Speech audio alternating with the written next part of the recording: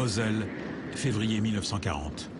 La France est entrée en guerre contre l'Allemagne nazie depuis 5 mois. Et en attendant le grand choc, l'armée honore ses premiers héros.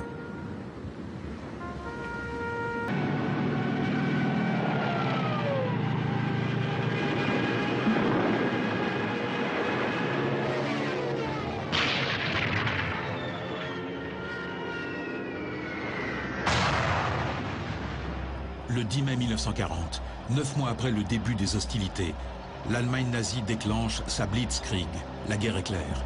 L'armée française plie en quelques jours et mise en déroute en quelques semaines.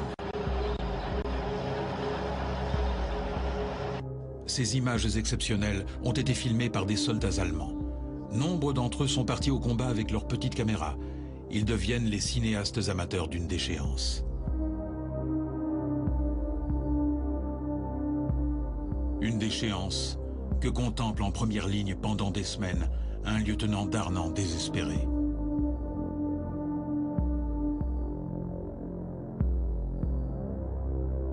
Ces centaines de milliers de civils qui fuient devant l'avancée allemande. Ces troupeaux de soldats français hagards, dépenaillés, perdus.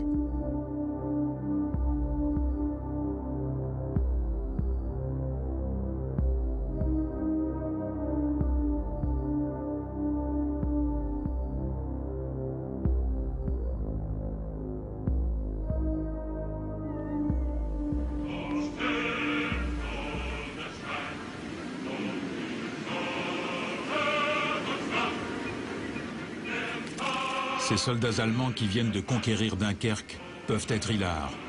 La victoire est totale.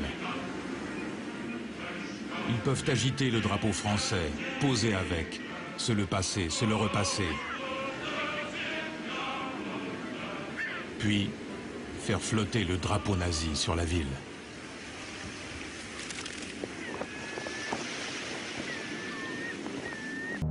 Ce qu'instaure le régime de Vichy lui plaît. Tout ce qu'exécrait déjà Darnand est mis au clou. La République, la démocratie, jugée responsable de la défaite. Vichy, qui a également fait le choix de la collaboration avec l'Allemagne nazie, un choix scellé dès octobre 40 à Montoire, lors d'une rencontre entre Pétain et Hitler.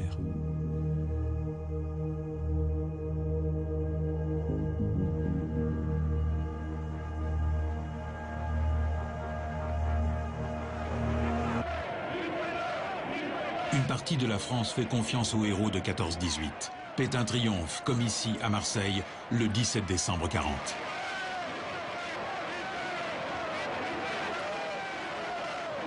Son régime prétend régénérer la France avec son credo « Travail, famille, patrie ». Vichy veut infuser à la société ses idéaux d'une pseudo-révolution nationale.